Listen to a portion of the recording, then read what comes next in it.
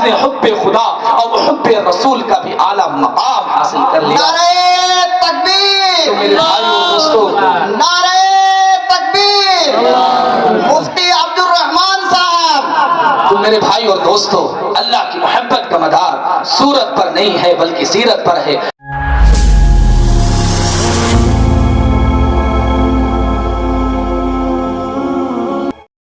نعت پاک سماعت کر رہے تھے، لیکن میرے بھائیوں اب اس مجلس کی رونق و زینت اور جن کو سننے کے لیے، جن کو دیکھنے کے لیے، جن کی نصیحتوں کو یاد رکھنے کے لیے آج کا یہ موقع عنایت ہوا ہے، ہمارے اور آپ کے بڑے علم و ادب میں بڑے ہمارے ساتھی مولانا عبد الرحمان صاحب کو میں اس شعر کے ساتھ آواز سخن دوں گا کہ شہنشاہ بلاغت چلے آئیے، شہنشاہ بلاغت چلے آئیے، تاجدار فصاحت چلے آئیے، لے کے گلزار طیبہ کی گل کی مہک، مشک بار خطابت چلے آئیے۔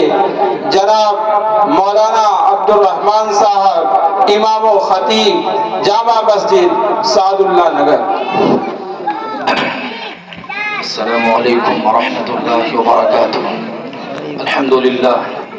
الحمد للہ نحمده ونستعینه ونستغفره ونؤمن به ونتوکل علیہ ونعوذ باللہ من شرور انفسنا ومن سیئات اعمالنا، من يهده الله فلا مضل له ومن يضلله فلا هادي له، ونشهد أن لا إله إلا الله وحده لا شريك له، ونشهد أن سيدنا وسندنا ونبينا ومرشدنا وأهدانا محمدا عبده ورسوله، أما بعد فأعوذ بالله من الشيطان الرجيم، بسم الله الرحمن الرحيم، قل إن كنتم تحبون الله فاتبعوني يحببكم الله ويغفر لكم ذنوبكم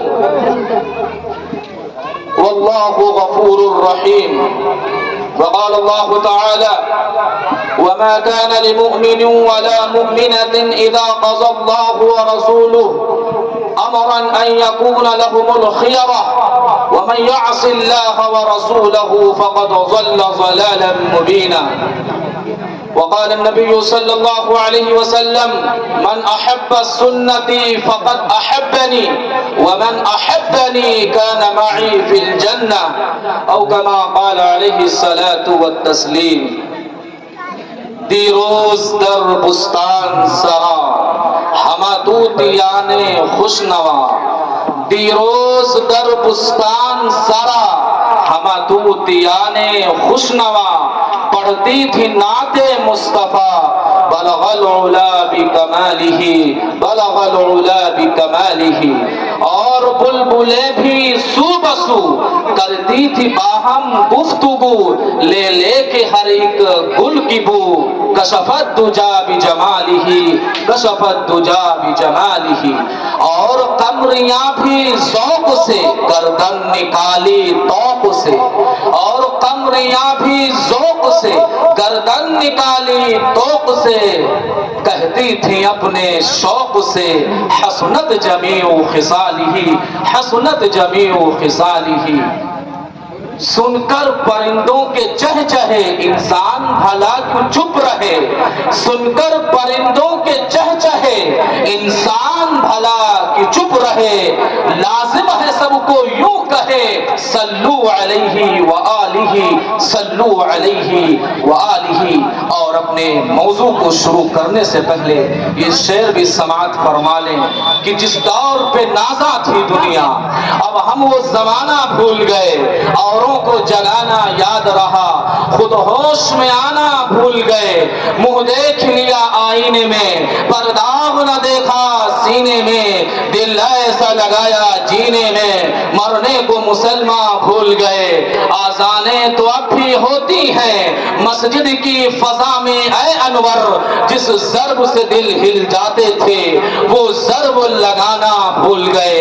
آدمی کا جسم کیا ہے جس پہ شیدا ہے جہاں, ایک مٹی کی عمارت ایک مٹی کا مکان اور خون کا گارا بنایا, اینٹ جس میں ہڈیاں چند سانسوں پر کھڑا ہے یہ خیالی آسمان, اور موت کی پرزور آندھی آ کے جب ٹکرائے گی یہ عمارت ٹوٹ کر پھر خاک میں مل جائے گی, یہ عمارت ٹوٹ کر پھر خاک میں مل جائے گی. اسٹیج پر رونق افروز علماء کرام اور میرے مہمانان عظام, سب سے پہلے میں اللہ کا شکر ادا کرتا ہوں کہ اللہ تبارک و تعالی نے ہمیں آپ کے بیچ میں کچھ بولنے کا موقع عنایت مرحمت فرمائی, اور میں اس جلسے کے کنوینر محمد احمد عرف چھوٹو نیتا, جن کے دلوں کے اندر یہ جذبہ پیدا ہوا کہ ایک پروگرام کیا جائے. میرے عزیز ساتھیوں, دین کی نسبت پر کوئی بھی پروگرام ہو, چھوٹا ہو یا بڑا ہو, یہ معنی نہیں رکھتا ہے. معنی تو یہ رکھتا ہے کہ یہ کس کی نسبت پر مجلس لگی ہے, یہ آقا کی نسبت پر اس جلسے کا منعقد ہوا ہے. اللہ رب العزت چھوٹو بھائی کی عمر میں برکت عطا فرمائے اور تمام حاسدوں کی حسد سے ان کو بچائے, تمام فتنوں کے فتنے سے اللہ ان کی حفاظت فرمائے, اور اسی طریقے سے دین کی خدمت کرنے والے جتنے بھی اہل ایمان ہیں یا جتنے بھی لوگ ہیں اللہ رب العزت ان کی نصرت و مدد فرمائے. میرے عزیزوں, میں نے قرآن کریم کی ایک آیت تلاوت کی ہے, قل ان کنتم تحبون اللہ فاتبعونی یحببکم اللہ ویغفر لکم ذنوبکم واللہ غفور الرحیم. اللہ اپنے پیارے حبیب صلی اللہ علیہ وسلم کو مخاطب کر کے فرما رہے ہیں کہ اے نبی آپ اعلان کر دیجئے اور کہہ دیجئے کہ اگر تم اللہ سے محبت کرنا چاہتے ہو تو میری اتباع کرو, اللہ رب العزت تمہارے گناہوں کو معاف کر دے گا اور تمہیں اپنا محبوب بنا لے گا, اور اللہ رب العزت بہت زیادہ معاف کرنے والا اور بخشنے والا ہے. میرے عزیز دوستوں, اگر دنیا کے اندر کسی کو یہ دعویٰ ہے کہ اس کو اپنے مالک حقیقی یعنی اللہ سے محبت ہے تو اس کے اوپر لازم اور ضروری ہے کہ جناب محمد الرسول اللہ صلی اللہ علیہ وسلم کی اتباع کی کسوٹی میں پورا اتر جائے, اور جس قدر جناب محمد الرسول اللہ صلی اللہ علیہ وسلم کے طریقے پر چلے گا اور آپ کی لائی ہوئی شریعت کو مشعل راہ بنائے گا, اتنا ہی وہ اللہ کے نزدیک بہت زیادہ محبوب ہوگا. اور جو شخص نبی علیہ السلام کی پیروی میں پختہ اور مضبوط ہو جائے گا تو اللہ رب العزت کی طرف سے اسے دو قسم کے انعام کا اعلان ہے. پہلا انعام یہ ہے کہ اللہ رب العزت اس کو گناہوں سے معاف کر دے گا, اور اللہ تبارک و تعالی جس کو گناہوں سے پاک صاف کر دے وہ اللہ کا محبوب ہوتا ہے, اور اللہ رب العزت کا جو محبوب ہوتا ہے پھر دنیا کے اندر اسے اس کا کوئی کچھ بگاڑ نہیں سکتا. بگاڑنا تو دور کی بات ہے, کوئی مائی کا نل ترچھی نگاہ سے نہیں دیکھ سکتا, اس کا کوئی بال بیکا نہیں کر سکتا, اور اللہ رب العزت اس کے گناہوں کو معاف کر کے اسے نیک کام کی توفیق عطا ہوتی ہے.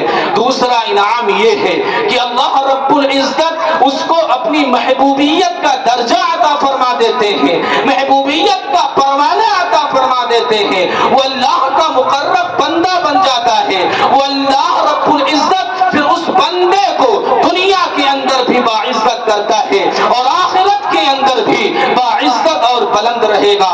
میرے عزیز ساتھیوں, حدیث پاک کے اندر آتا ہے کہ جب اللہ تبارک و تعالی کسی بندے سے محبت کرتا ہے تو اللہ تبارک و تعالی جبریل امین سے پکار کر کہتا ہے کہ اے جبریل امین, مجھے فلاں بندہ سے محبت ہے, تم بھی اس سے محبت محبت کرو اور اس کی محبت کا اعلان پورے آسمان کے اندر کر دو. پھر جبریل امین اس کی محبت کا اعلان اور چرچا اور پرچار آسمانوں کے اندر کرتے ہیں تو پھر آسمان والے بھی اس بندے سے محبت کرنے لگتے ہیں. پھر اللہ تبارک و تعالی اہل زمین کے قلوب میں، زمین والوں کے دلوں کے اندر اس کی محبت کو ڈال دیتا ہے. تو لہذا زمین اور آسمان کی ہر مخلوق اس سے محبت کرنے لگتی ہے اور دنیا اور آخرت کے اندر وہ آدمی، وہ شخص بامراد ہوتا ہے، کامیاب ہوتا ہے. اس کے برعکس، اس کے اپوزٹ، اس کے برخلاف جو شخص نبی علیہ السلام کی اتباع نہیں کرتا ہے، ایسا شخص ہر گناہ کے اندر میں مبتلا ہو جاتا ہے. پھر وہ گناہ چاہے شراب کے قبیل سے ہو، چاہے شباب کے قبیل سے ہو، چاہے زنا کے قبیل سے ہو، چاہے دروغ گوئی ہو یا بد گوئی ہو یا غیبت ہو یا بہتان ہو یا چوری چماری ہو یا مکاری ہو یا عیاشی ہو، جتنے بھی گناہ ہیں ان گناہ کے اندر ایسا شخص مبتلا ہو جاتا ہے. لہذا وہ شخص اللہ کی نظروں میں مبغوض ہو جاتا ہے. پھر اللہ رب العزت اس سے نفرت کرنے لگتا ہے. پھر جبریل امین کو پکار کر کہتا ہے کہ اے جبریل امین، اس کا بغض آسمان کے اندر پھیلا دو، اعلان کر دو. پھر پورے آسمان کے اندر جتنی مخلوق ہے اس بندے سے بغض کرنے لگتے ہیں. پھر اللہ رب العزت زمین والوں کے دلوں کے اندر اس کے بغض کو ڈال دیتا ہے تو زمین والے بھی اس سے نفرت اور بغض کرنے لگتے ہیں. میرے عزیز طلبہ، میرے عزیز ساتھیوں، میں آپ کو بتا دوں کہ اللہ کی محبت کا مدار صورت پر نہیں ہے، خوبصورتی پر نہیں ہے. اللہ تبارک و تعالی انسان کی شکل و صورت، حسب و نسب کو نہیں دیکھتا ہے، بلکہ اللہ تبارک و تعالی انسان کی نیتوں، اس کے قلوب، قوت ایمانی، جذبہ ایمانی اور غیرت ایمانی کو دیکھتا ہے. جس کی نگاہ اچھی ہو، جس کی سیرت اچھی ہو، جس کے اخلاق اچھے ہوں، جس کے افکار اچھے ہوں، جس کے خیالات اچھے ہوں، جس کا دل اچھا ہو اور جس کی زبان اچھی ہو، اللہ رب العزت اس کو اپنا محبوب بناتے ہیں. اللہ رب العزت اس سے محبت کرتے ہیں. اس قسم کے واقعات حدیث کی کتابوں میں بھرے پڑے ہیں. میں آپ کے سامنے عبرت کے لیے 3 واقعات پیش کر دیتا ہوں. پہلا واقعہ میرے عزیز ساتھیوں دل کی تختی پر لکھ کر کے لے جانا بڑا کام آئے گا. پہلا واقعہ حضرت سعد اسود رضی اللہ تعالی عنہ کا ہے. حضرت سعد اسود رضی اللہ تعالی عنہ ایک جوان قابل قدر صحابی تھے. سیرت کی کتابوں میں ان کا واقعہ عجیب و غریب انداز سے نقل کیا گیا ہے. حضرت انس رضی اللہ تعالی عنہ سے حضرت امام عز الدین ابن العصیر رحمت اللہ علیہ نے مفصل روایت نقل کیا ہے. اس مفصل روایت کا خلاصہ ہم آپ کے سامنے پیش کر دیتے ہیں کہ حضرت سعد اسود رضی اللہ تعالی عنہ ایک کالے کلوٹے بدصورت صحابی تھے. جوانی تھی اور جوانی کے اندر ہر آدمی کو شادی کی چاہت ہوتی ہے، خواہش ہوتی ہے. انسان چونکہ فطرت اسلام پر پیدا کیا گیا ہے تو ان صحابی نے مدینہ کے ہر قبیلے کے اندر اپنی شادی کا پیغام بھیجا، لیکن کسی نے ان کو پسند نہیں کیا. بڑی محنتیں کی، ہر ممکن کوشش کی، بڑی قد و کاوش کی، جد و جہد کیا، سنگھرش کیا، لیکن کوئی بھی اپنی بیٹی کو دینے کو تیار نہیں ہوا. حضرت انس رضی اللہ تعالی عنہ فرماتے ہیں کہ حضرت سعد اسود رضی اللہ تعالی عنہ جناب محمد الرسول اللہ صلی اللہ علیہ وسلم کی خدمت اقدس کے اندر حاضر ہو کر کے عرض کرتے ہیں کہ یا رسول اللہ، یا رسول اللہ، کیا میری بدصورتی اور میرا کالا پن کیا جنت میں جانے سے روک سکتی ہے؟ اللہ کے نبی نے فرمایا اگر تم اللہ اور اس کے رسول سے سچی محبت کرتے ہو اور تقوی اور پرہیزگاری والا راستہ اختیار کر چکے ہو تو ایسا ہرگز نہیں ہو سکتا، بلکہ تم اللہ کے نزدیک بہت پسندیدہ ہو. اس کے بعد انہوں نے اپنی مجبوری کا اظہار کیا، اپنی پریشانی کا اظہار کیا اور کہا کہ میں نے یا رسول اللہ جو لوگ آپ کی خدمت میں آتے ہیں اور جو لوگ آپ کی مجلس میں آتے ہیں، دونوں قسم کے لوگوں کے یہاں میں نے اپنی شادی کا پیغام بھیجا ہے، لیکن کسی نے اپنی بیٹی کو دینے کے لیے کوئی تیار نہیں ہوا ہے. اس کے بعد اللہ کے رسول صلی اللہ علیہ وسلم نے حضرت سعد اسود رضی اللہ تعالی عنہ کے لیے مدینۃ المنورہ کی سب سے باعزت گھرانے کی لڑکی اور سب سے خوبصورت، سب سے حسینہ جمیلہ اور سب سے چہیتی پڑھی لکھی لڑکی حضرت سعد اسود رضی اللہ تعالی عنہ کے لیے منتخب فرمائی، اور اللہ کے نبی نے فرمایا کہ جاؤ اور تم عمرو بن وہب ثقفی سے جا کر کے میرا پیغام پہنچا دو کہ اللہ کے نبی نے تمہاری بیٹی کے ساتھ میرا نکاح کر دیا ہے۔ یہ گئے، دروازہ کھٹکھٹایا، عمرو بن وہب ثقفی باہر نکلتے ہیں، حضرت سعد اسود رضی اللہ تعالی عنہ کہتے ہیں کہ اللہ کے نبی نے تمہاری بیٹی کے ساتھ میرا نکاح کر دیا ہے۔ انہوں نے انکار کر دیا، ماں باپ نے انکار کر دیا۔ جب وہ واپس جانے لگے، چونکہ لڑکی گھر کے اندر موجود تھی، سارا منظر دیکھ رہی تھی، باہر نکل کر کے کہتی ہے اپنے ابا سے، اپنی امی سے کہتی ہے کہیں تمہارے خلاف وحی نازل نہ ہو جائے، اللہ اور اس کے رسول کے غضب سے بچیے۔ ارے میں تو اپنے لیے اس لڑکے کو پسند کرتی ہوں جس لڑکے کو اللہ اور اس کے رسول نے پسند کیا ہے۔ میرے عزیزو، اس لڑکی کے کمال ایمان کی انتہا نہ رہی۔ ارے اس نے بھی دلوں کو دیکھا، اس نے بھی سیرت کو دیکھا، اندر کی چیز کو دیکھا، اس نے صورت کو نہیں دیکھا، نبی کی خوشی کو دیکھا۔ آج ہماری تربیت کا نتیجہ یہ ہے، آج ہماری پرورش کا نتیجہ یہ ہے کہ آج ہم اپنے بچیوں کی تربیت کس طریقے سے کرتے ہیں۔ معاف کیجئے گا ہماری اتنی غفلت، اتنی لاپرواہی کہ جب وہ بچی بڑی ہوتی ہے اپنی من پسند کے ساتھ وہ شادی کرتی ہے اور غیروں کے ساتھ ایسے من چلے اور ایسے بغیرت بدبودار قسم کے لوگوں کے ساتھ وہ راہ فرار اختیار کرتی ہے، اور پھر جا کر کے ادھر ادھر آزادانہ طور پر زندگی گزارتی ہے، اور پھر راتوں کو حرام کا پلہ اپنے پیٹ میں لے کر کے آ کے تمہیں تحفہ دیتی ہے، اور شرم سے تم سر جھکانے کے قابل نہیں ہوتے ہو۔ نتیجہ کیا ہے ہماری تربیت کا، ہماری پرورش کا، کہ ہم نے اس پر غور نہیں کیا اور ہماری بیٹیاں ہمارے ہاتھوں سے نکل رہی ہیں۔ دیکھو اس بیٹی کے ایمان کو دیکھو، اس نے کس چیز کو دیکھا، اور آج ہماری مائیں اور بہنیں، ہماری بیٹیاں ایسے بدبودار قسم کے لوگوں کو منتخب کرتی ہیں، پسند کرتی ہیں۔ شاہ رخ خان، سلمان خان، ارے جس کو پیشاب کرنے کا طریقہ معلوم نہیں ہے، جس کو استنجا کرنے کا طریقہ معلوم نہیں ہے، جس کو زندگی گزارنے کا شعور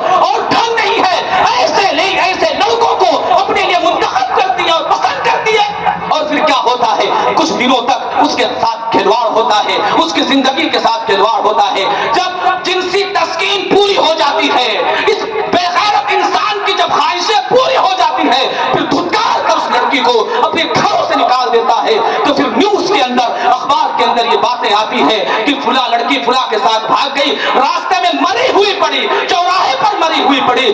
میرے بھائی اور دوستو، اگر میری ماں اور بہنیں میری آواز سن رہی ہیں تو سنو، اس بیٹی کے ایمان کو دیکھو، کیا دیکھا؟ اندر کی چیز کو دیکھا، کالے پن کو نہیں دیکھا، اس نے صورت کو دیکھا، اللہ اور اس کے رسول کے فرمان کو دیکھا، اللہ اور اس کے رسول کی خوشی کو دیکھا۔ جب اس لڑکی کے ماں باپ اللہ کے نبی علیہ السلام کی مجلس میں آئے تو اللہ کے نبی نے فرمایا کہ تم نے میرا بھیجا ہوا آدمی واپس کر دیا۔ تو ماں باپ کہنے لگے، شرمندگی کا اظہار کیا، اور انہوں نے توبہ کی اور کہا یا رسول اللہ، ہم لوگوں نے یہ سمجھا کہ یہ انہوں نے اپنی طرف سے کہا ہو، ہمیں شبہ ہوا کہیں یہ جھوٹ نہ بول رہے ہوں، اس لیے ہم نے انکار کیا۔ یا رسول اللہ، ہم اپنی اکلوتی بیٹی کو، اپنی ایک شہیدی بیٹی کو اور سب سے پڑھی لکھی سمجھدار لڑکی کو ہم ان کے حوالے کرتے ہیں۔ لڑکی نے ماں باپ سے کہا تھا کہ جب اللہ اور اس کے رسول کوئی فیصلہ کر دیتے ہیں تو پھر اس میں انسان کا کوئی اختیار نہیں رہتا ہے، اور لڑکی نے آیت کریمہ پڑھ کر تلاوت کی، وَمَا كَانَ لِمُؤْمِنٍ وَلَا مُؤْمِنَةٍ إِذَا قَضَى اللَّهُ وَرَسُولُهُ أَمْرًا أَن يَكُونَ لَهُمُ الْخِيَرَةُ مِنْ أَمْرِهِمْ وَمَن يَعْصِ اللَّهَ وَرَسُولَهُ فَقَدْ ضَلَّ ضَلَالًا مُبِينًا۔ کہ جب کوئی مومن مرد اور عورت کے لیے جب اللہ اس کے رسول کوئی فیصلہ کر دے تو پھر اپنا اس میں کوئی اختیار نہیں رہتا ہے، اور جو شخص اللہ اور اس کے رسول کی نافرمانی کرے گا وہ شخص کھلی ہوئی گمراہی کے اندر مبتلا ہو جائے گا۔ اس کے بعد میرے عزیز طلبہ، حضرت سعد اسود رضی اللہ تعالی عنہ اپنی بیوی کے لیے سامان خریدنے کے لیے بازار کے اندر تشریف لے گئے۔ اسی اثنا میں، اسی گھڑی میں، اسی وقت میں جنگ کا اعلان ہوا۔ جس پیسے سے بیوی کے لیے سامان خریدنے کے لیے گئے تھے آج ہم اور آپ ہوتے میک اپ پر دھیان ہوتا, اس کی لالی پاؤڈر کریم سینڈل اس کی لاچال اور اس کی لہنگا پر خیال ہوتا, لیکن وہ صحابی رسول تھے, آقا کے غلام تھے, نبی نے تربیت کی تھی. جیسے جنگ کا اعلان ہوا اسی پیسے سے تلوار نیزہ جنگی سامان وغیرہ سب خرید لیا اور جنگ میں جا کر کے لڑتے لڑتے شہید ہوئے.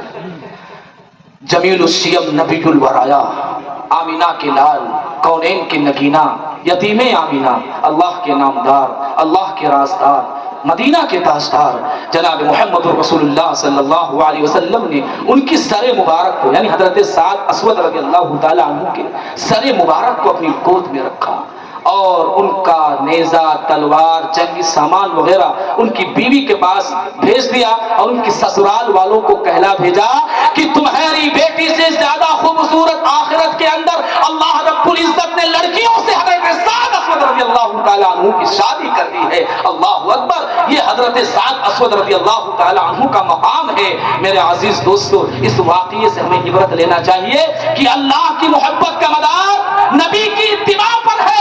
جس کے دل کے اندر نبی کی اتباع نہیں ہے اس کے دل کے اندر اللہ کی محبت حقیقی نہیں ہو سکتی.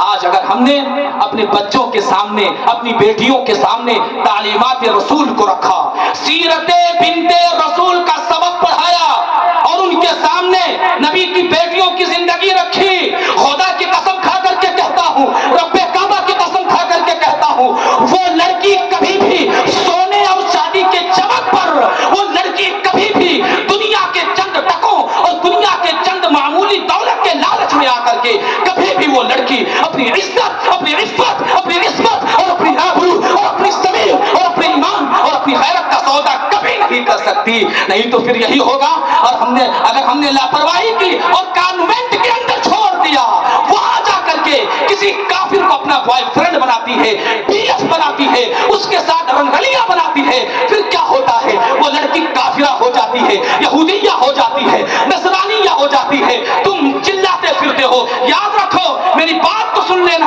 مولوی تمہارے غلام نہیں ہے. یہ آ کر کے بول کے چلے جائیں گے, ایک وقت آئے گا تمہیں چلانے والا تمہیں سمجھانے والا کوئی نہیں ہوگا. مسجد کے دروازے پر ناک رگڑ رگڑ کر مر جاؤ گے, تمہیں سمجھانے کے لیے کوئی نہیں آئے گا. وہ لڑکی کسی کافرہ سے سیٹ ہو جاتی ہے, کسی مشرک سے سیٹ ہو جاتی ہے, پھر کیا ہوتا ہے, آ کر کے مولویوں سے کہتے ہو, مولویوں کوئی تعویذ دے دو, میری بیٹی بگڑ گئی ہے, میری بیٹی بھاگ گئی ہے, میری بیٹی یہودیہ ہو گئی ہے, میری بیٹی نصرانیہ ہو گئی. خدا کی قسم کھا کر کے کہتا ہوں, تم تعویذ ہی نہیں پورے مولوی کا گروپ گلے میں لٹکا ڈالو, تمہارا بھلا ہونے والا نہیں ہے. سارے دروں کو چھوڑ کے ایک در پہ پڑھ کے دیکھ, پانی ضرور نکلے گا. ایڑی رگڑ کے دیکھ, سارے دروں کو چھوڑ کے ایک در پہ پڑھ کے دیکھ, پانی ضرور نکلے گا. ایڑی رگڑ کے دیکھ, کوئی بھولہب نہ مٹا پائے گا تجھے, غافل میرے نبی کا تو دامن پکڑ کے دیکھ. میرے بھائی اور دوستو, تو اللہ کی محبت کا مدار صورت پر نہیں ہے, خوبصورتی پر نہیں ہے, بلکہ دلوں کے اندر ہے, دلوں پر ہے, سیرت پر ہے, اچھے کیریکٹر پر ہے, اچھے اخلاق پر ہے. دوسرا واقعہ حضرت بلال رضی اللہ تعالی عنہ کا ہے. جب اللہ کے نبی علیہ السلام کی وفات ہو گئی تو حضرات صحابہ کرام رضوان اللہ تعالی علیہ مجمعین دین کو پھیلانے کی غرض سے پوری دنیا کے اندر ادھر ادھر منتقل ہو گئے, شام, بصرہ, ملک وغیرہ, مصر کے اندر. اور حضرت بلال رضی اللہ تعالی عنہ ملک شام کی طرف روانہ ہونے لگے.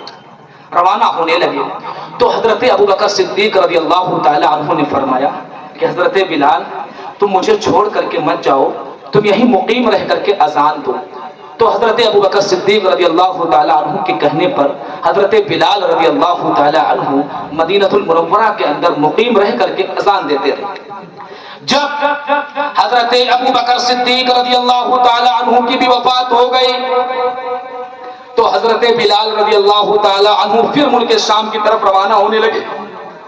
تو حضرت عمر فاروق رضی اللہ تعالی عنہ نے کہا حضرت بلال سے کہ آپ یہیں رہ کر کے اذان دیتے رہیں.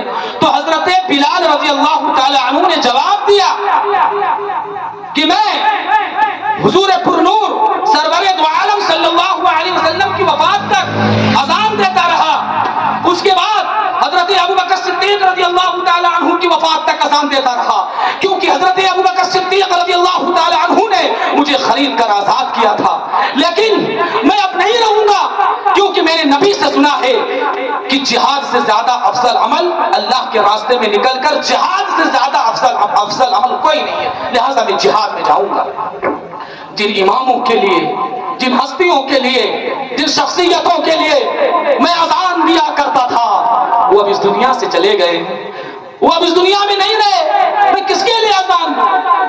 لہذا حضرت عمر فاروق رضی اللہ تعالیٰ عنہ کے زمانے ہی میں حضرت بلال رضی اللہ تعالیٰ عنہ ملک شام روانہ ہو گئے اور وہاں جا کر کے مقیم ہو گئے۔ کچھ عرصہ گزرنے کے بعد، کچھ مدت گزرنے کے بعد ایک روز ہم سب کے آقا سید الاولین والآخرین احمد مصطفیٰ محمد مصطفیٰ جناب محمد الرسول اللہ صلی اللہ علیہ وسلم حضرت بلال رضی اللہ تعالی عنہ کی خواب میں آتے ہیں اور اللہ کے نبی کی زیارت ہوتی ہے۔ خواب میں آتے ہیں اور اللہ کے نبی کہتے ہیں بلال کیا ہوا، مجھے چھوڑ کر چلے گئے؟ یہ کیسی جفا ہے، یہ کیسی بات ہوئی؟ کیا تمہیں ہماری یاد نہیں آتی؟ کیا تمہیں ہماری زیارت نہیں کرنی ہے؟ ارے ایسی جفا تو اپنے آپ سے کرتے، ملک و مال سے کرتے، اپنے نفس سے کرتے، ایسی جفا مجھ سے کیوں مجھے چھوڑ کر چلے گئے؟ حضرت بلال رضی اللہ تعالی عنہ نہایت غمگین کے ساتھ بیدار ہوتے ہیں، غمگین ہو کر کے بیدار ہوتے ہیں اور فوری طور پر مدینہ المنورہ کا سفر شروع کر دیتے ہیں۔ مدینہ المنورہ پہنچ کر کے نبی علیہ السلام کی قبر اطہر پر پہنچ کر زاروں زار رونے لگتے ہیں اور پھر حضرت حسن اور حسین رضی اللہ تعالی عنہما کے پاس آتے ہیں اور ان کو گلے سے لگاتے ہیں اور ان کو سینے سے چمٹا لیتے ہیں، ان کے پیشانی کو بوسہ دیتے ہیں۔ پھر حضرت حسن اور حسین رضی اللہ تعالی عنہما نے حضرت بلال سے درخواست کی، گزارش کی کہ آپ صبح فجر کی اذان دیجیے۔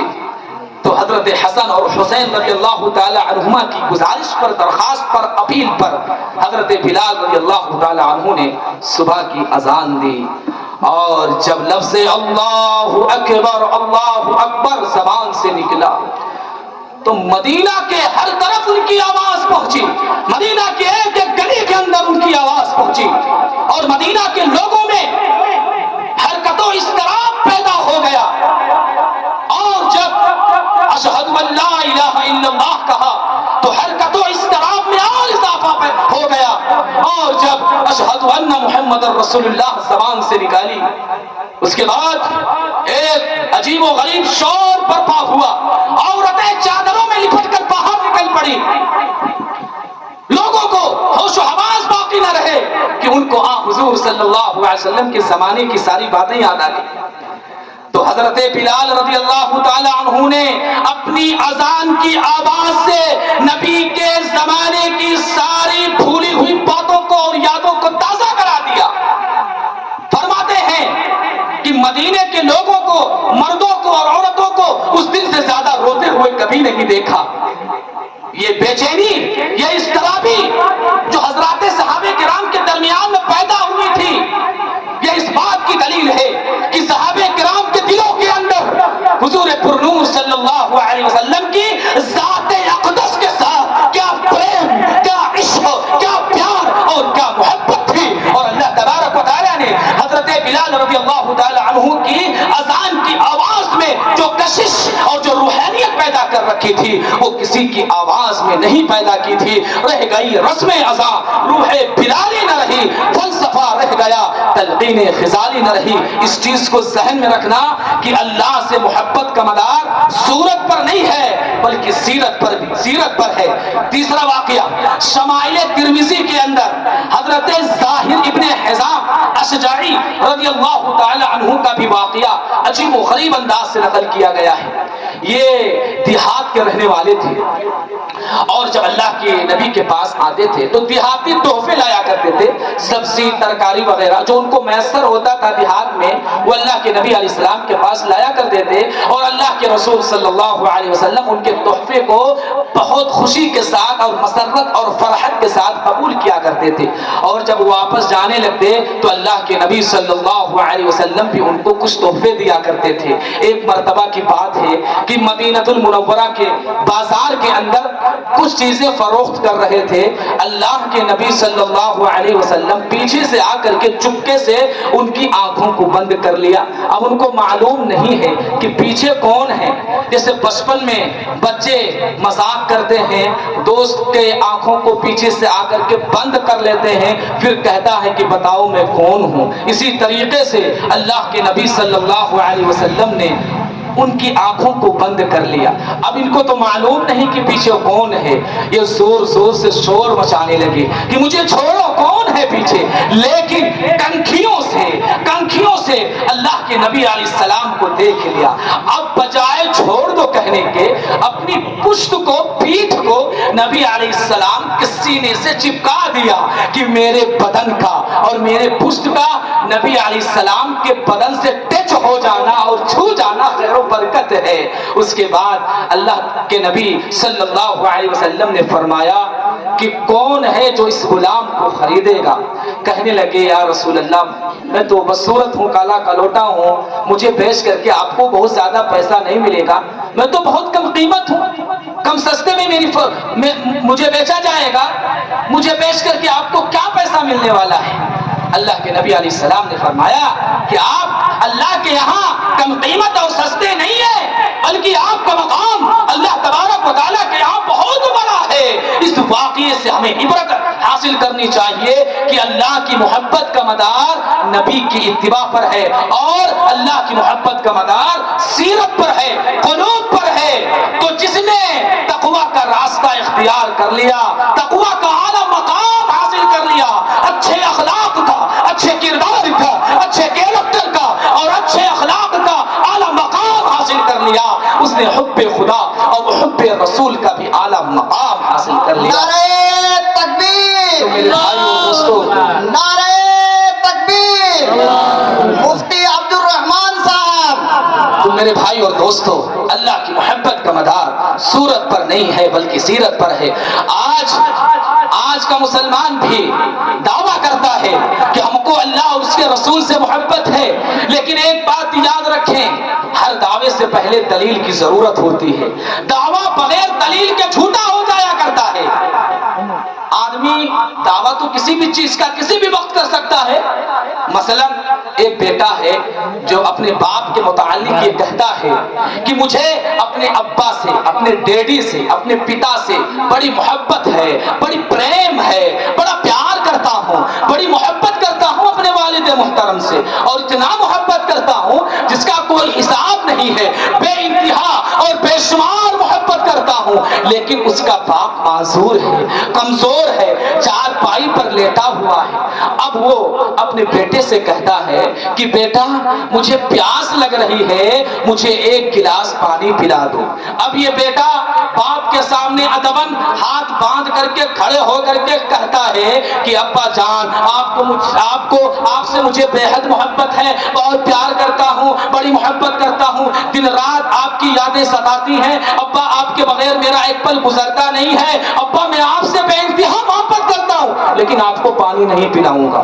دنیا کا کوئی بھی انسان اس بیٹے کے متعلق یہ نہیں کہے گا کہ اس کو باپ سے محبت ہے, بلکہ اس کی محبت کا دعویٰ اور دلیل تو یہ تھی کہ یہ باپ کے مطابق عمل کرتا, باپ کے کہنے پر عمل کرتا, اور باپ کو خوش کر دیتا, اور باپ کو لا کر کے پانی پیش کر دیتا.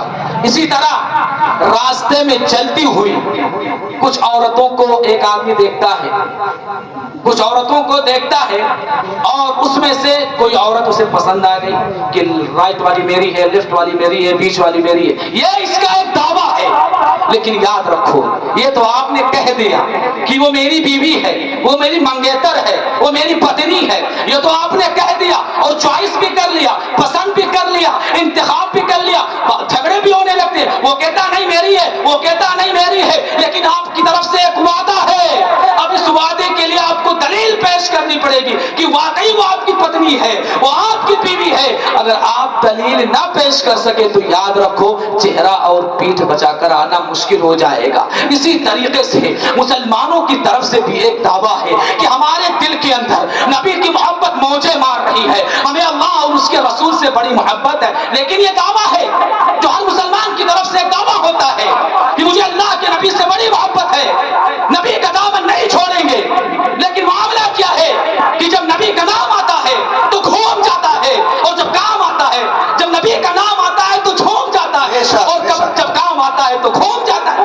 یہ معاملہ نہیں ہونا چاہیے، بلکہ زندگی کے ہر جز کے اندر نبی کی محبت ہونی چاہیے، زندگی کی ہر پارٹس کے اندر جب چلو تو لوگوں کی انگلیاں اٹھے کہ وہ دیکھو غلامان مصطفیٰ آ رہا ہے، نبی کا مستانہ اور دیوانہ آ رہا ہے۔ سبحان اللہ سبحان اللہ۔ صرف دعوے کرنے سے معاملہ حل ہونے والا نہیں ہے کہ مجھے نبی سے بڑی محبت ہے۔ نبی نے کیا فرمایا؟ من احب سنتی فقد احبنی ومن احبنی کان معی فی الجنہ، کہ جو شخص مجھ سے میرے طریقے سے محبت کرتا ہے، میری سنت سے محبت کرتا ہے، گویا کہ وہ مجھ سے محبت کرتا ہے، اور جو مجھ سے محبت کرتا ہے وہ جنت میں میرے ساتھ ہوگا۔ تو میرے عزیز ساتھیوں، اللہ کے نبی نے فرمایا کہ جس شخص کو اس بات کی خواہش ہے کہ اس کو اللہ اور اس کے رسول سے محبت ہو اور اللہ اور اس کے رسول بھی اس سے محبت کرے، تو تاجدار مدینہ نے کیا فرمایا کہ جو آدمی، جو مسلمان، میں بلا تفریق و مسلک یہ بات اور یہ باتیں آپ کی خدمت میں کر رہا ہوں، میرے بھائیوں، ہماری زندگی وہیں تک کامیاب ہوگی کہ اللہ کے نبی نے جو باتیں کہی ہیں اگر ہم کر رہے ہیں تو پھر ہماری زندگی کامیاب ہے، اور اگر ہم اپنے مرضی کے مطابق زندگی گزار رہے ہیں، آباء و اجداد کے طریقے پر چل رہے ہیں، تو پھر یاد رکھو ہماری زندگی کامیاب ہونے والی نہیں ہے، زیغ و ضلالت کے اندر مبتلا ہو جاؤ گے اور ایسے عمیق غار کے اندر گرو گے کہ نکلنے کے لیے کوئی راستہ نہیں ملے گا۔ اللہ کے نبی نے کیا فرمایا کہ جس کو حقیقت میں اللہ اور اس کے رسول سے محبت ہے وہ 3 کام کر لیں، وہ 3 کام کر لیں، تو پھر میں مانوں گا کہ واقعی اس کو اللہ اور اس کے رسول سے محبت ہے۔ واقعہ یہ پیش آیا کہ اللہ کے نبی جناب محمد رسول اللہ صلی اللہ علیہ وسلم وضو فرما رہے تھے، تو وضو کا پانی جب گرنے لگا تو حضرات صحابہ کرام وہاں موجود تھے، تو اللہ کے نبی کا مائع مستعمل یعنی استعمال کیا ہوا پانی اپنے اعضائے بدن میں ملنے لگے، اور جس صحابی کو نہیں ملا وہ اپنے ساتھی کے بدن سے اپنے اعضائے بدن کو ملنے لگے، تاکہ نبی کا جو مستعمل پانی ہے اس سے ہمیں برکت نصیب ہو جائے، اس سے ہمیں خیر نصیب ہو جائے۔ جب اللہ کے نبی نے یہ منظر دیکھا کہ افراتفری کا ماحول ہے، لوگ پانی لینے کے لیے دوڑ رہے ہیں، ایک دوسرے کے اوپر گر رہے ہیں، تو اللہ کے نبی نے صحابہ کو بلایا اور پوچھا، اچھا مجھے یہ بتاؤ اس بات کو کرنے پر کس چیز نے تمہیں ابھارا ہے، کس چیز نے ابھارا ہے؟ تو صحابہ نے فرمایا اللہ اور اس کے رسول کی محبت نے ابھارا ہے۔ آج بھی ہم محبت میں اتنے غم شدہ ہو جاتے ہیں، اتنے غم شم ہو جاتے ہیں کہ ہمیں پتہ ہی نہیں ہوتا ہے کہ حدیث کیا کہتی ہے، قرآن کیا کہتا ہے۔ تو صحابہ نے کہا کہ اللہ اور اس کے رسول کی محبت کی وجہ سے ہم نے یہ قدم اٹھایا ہے۔ تو اللہ کے نبی نے فرمایا کہ سنو، جس شخص کو اللہ اور اس کے رسول سے محبت ہے اور وہ یہ بھی چاہتا ہے کہ اللہ اور اس کا رسول بھی اس سے محبت کرے، وہ 3 کام کر لے۔ 3 کام کیا ہے؟ انہی 3 باتوں کو بتا کر کے میں اپنی جگہ لے لوں گا، کیونکہ میں آپ کا زیادہ وقت لینا نہیں چاہتا، مجھے بھی جانا ہے، فجر کی نماز بھی پڑھانی ہے اور کل جمعہ بھی پڑھانا ہے، سونا بھی ہے، ساری ضروریاتیں ہیں۔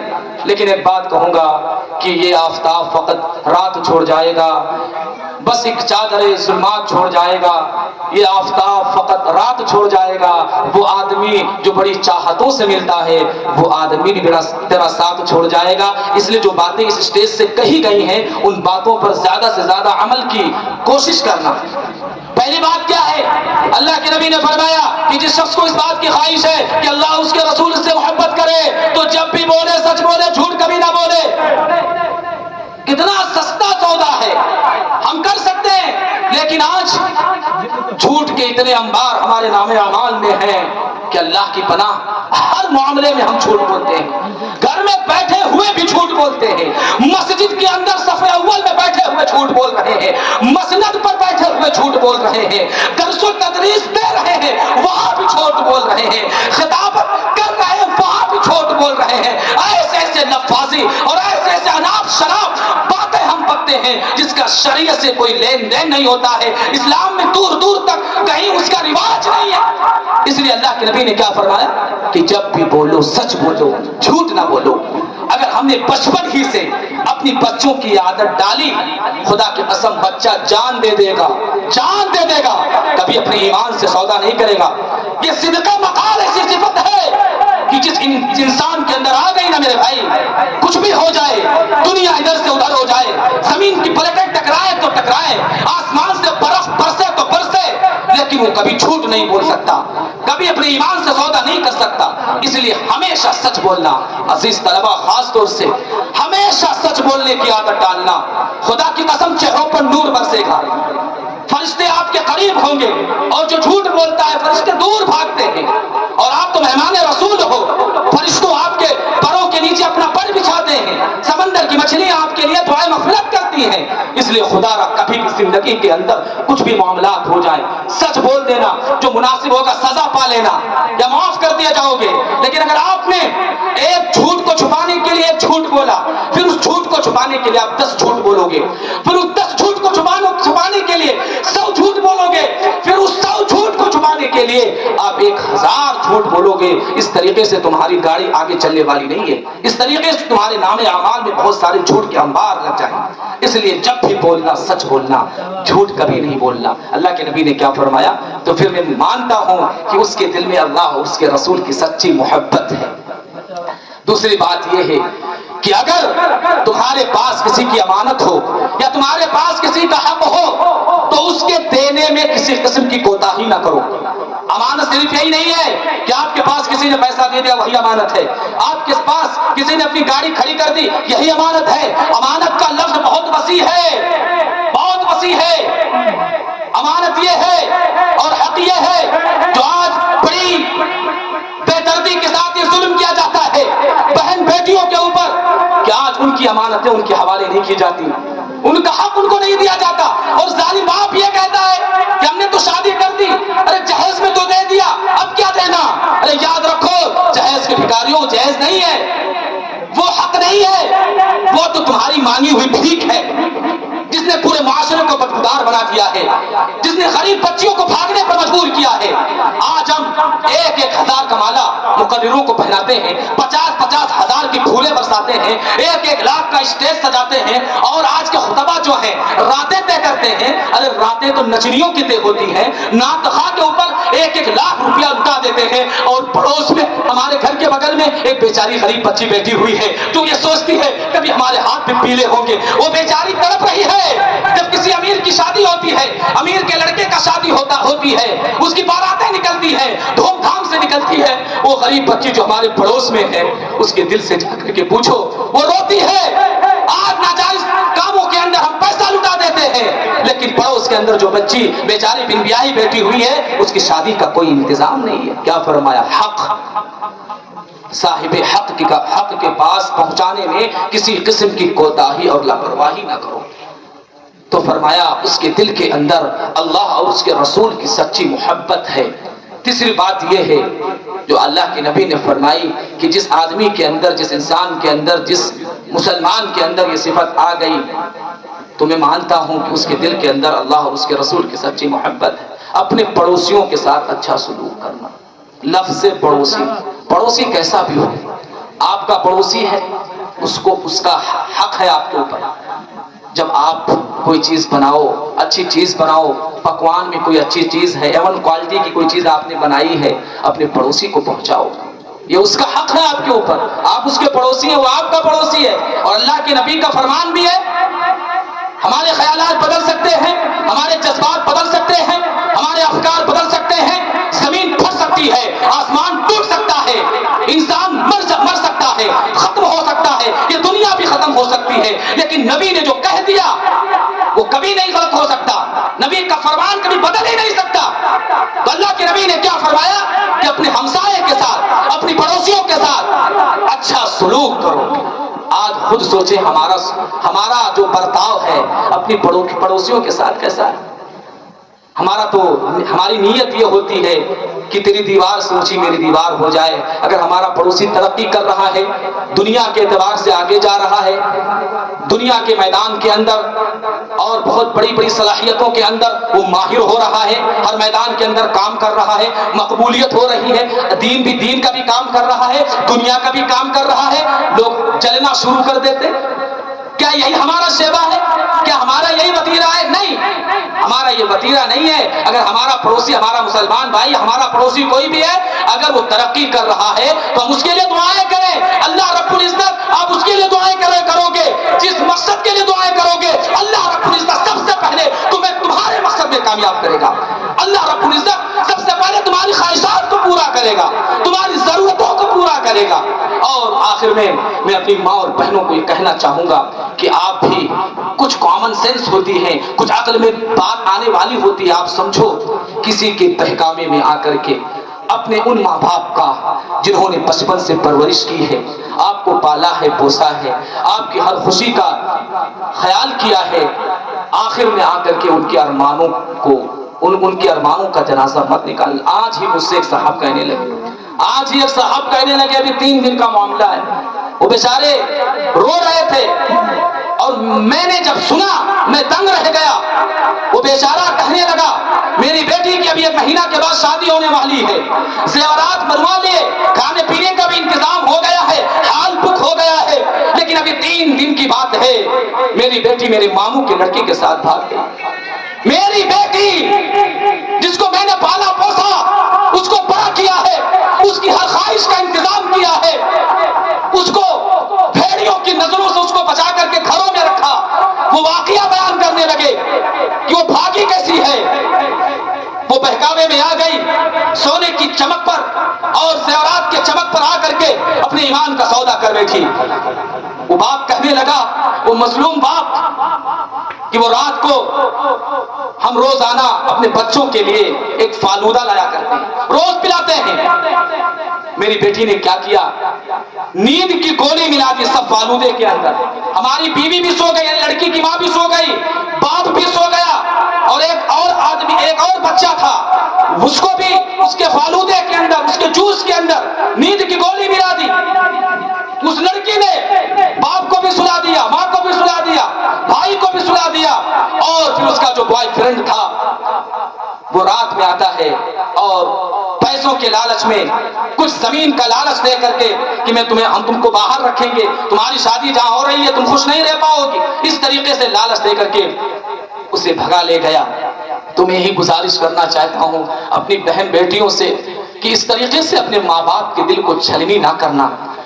ये कभी तुम्हारा भला नहीं चाहते, खुदा की कसम खाकर कहता हूं, ये भेड़िए हैं, इनकी भूख बुझ जाएगी, तुम्हें छोड़ देंगे, पेशाब कर देंगे तुम्हारे ऊपर। इनका एक प्रोपेगेंडा चल रहा है, दुश्मन मुत्तहिद हो गया है, एक प्लेटफॉर्म पर आ चुका है, वो तुम्हें बर्बाद कर देगा, तुम्हें नेस्त नाबूद कर देगा, तुम्हारी इज्जत को लूट लेगा और फिर तुम्हें बहा देगा नालियों के अंदर, तुम्हें डुबो देगा नालियों के अंदर। इसलिए मेरी गुजारिश है कि कभी भी इनकी बातों में ना आना, एक बार अपनी माँ का चेहरा देखना और अपने उस बाप का चेहरा देखना कि जिसने खून पसीने से कमा करके तुम्हारी परवरिश की, तुम्हारी तालीमात का इंतजाम किया, और आखिर में तुमने ऐसा कदम उठाया है कि जिसकी तलाफी क़यामत की सुबह तक नहीं है। दुआ करें कि अल्लाह रब्बुल इज्जत हम सबको कहने सुनने से ज्यादा अमल की तौफीक अता फरमाए। आमीन व आखिरु दअवाना अनिल हम्दुलिल्लाहि रब्बिल आलमीन। बेशक मुख्तसर दुआ कर लें। अल्लाह